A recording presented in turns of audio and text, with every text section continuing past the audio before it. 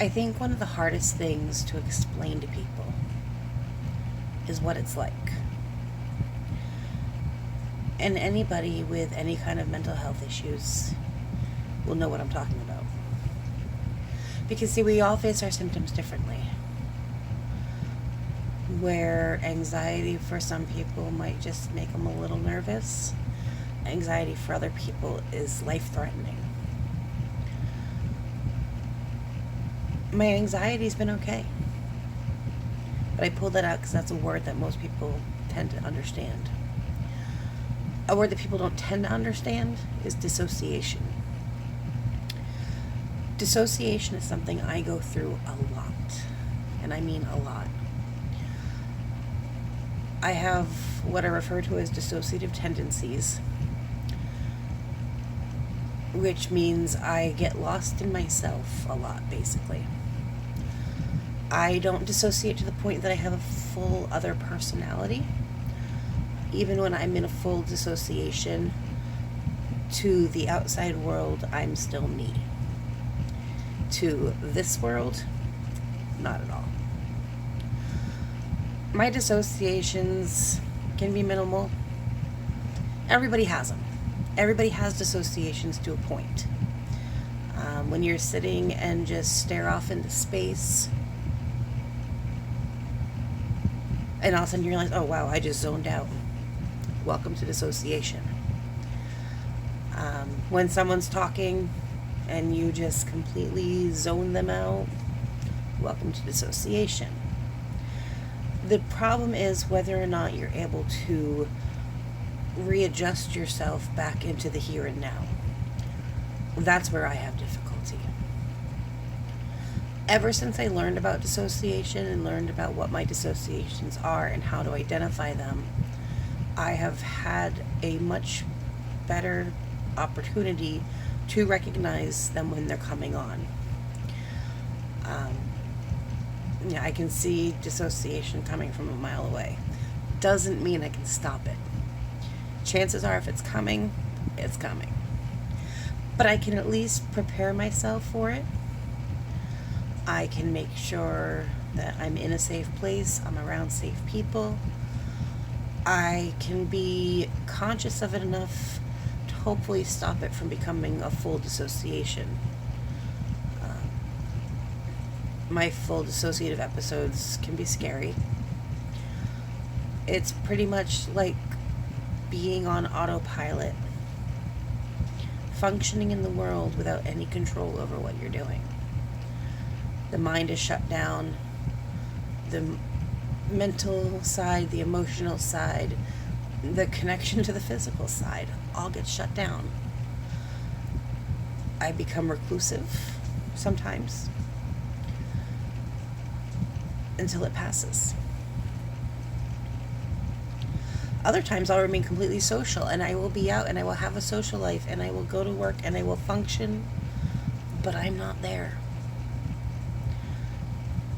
I think I lived with them for so long without knowing what they are that I learned how to function while in a dissociative episode so that people didn't know anything was wrong with me.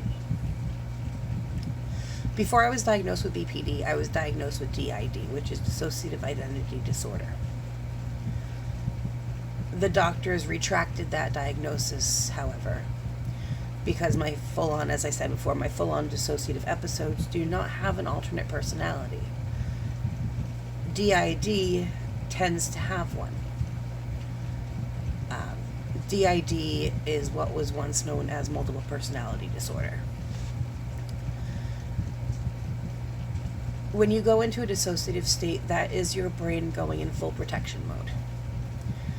Something is overstimulating you. Something is causing massive anxiety.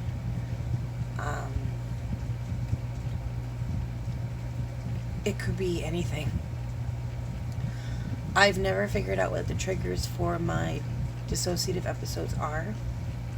If I could, that'd be magical because I would avoid them so I don't have to feel like this anymore.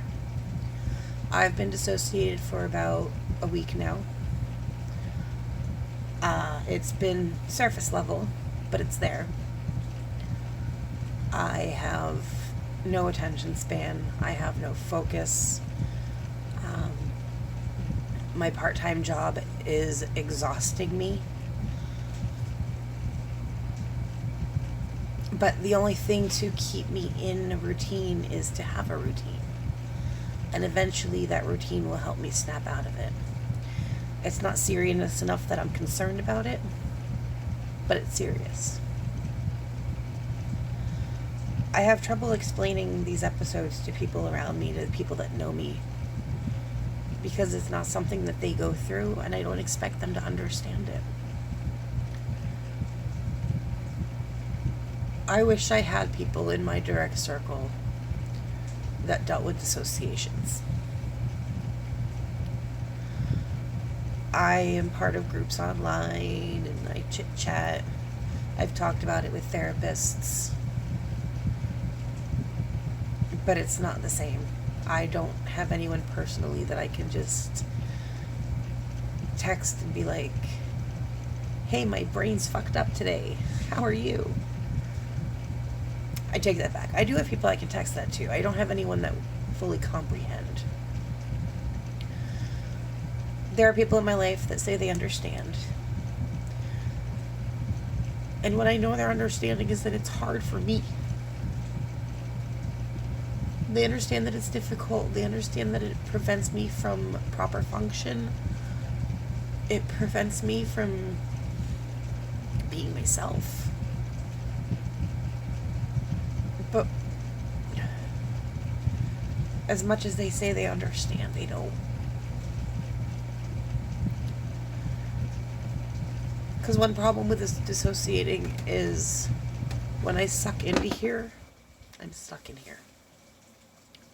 And I'm stuck in there until I can work out whatever the heck it is that sucked me in.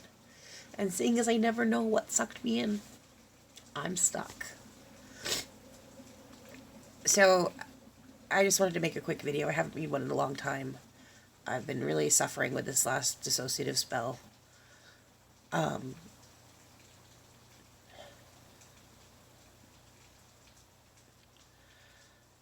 guess that's it. More videos are coming soon. We're about to grow the BPD addict into something that it hasn't been for a long time. Something that I've always wanted it to be, and I've yet to be able to accomplish it. I think it's time. It's time to take that next step. You'll see.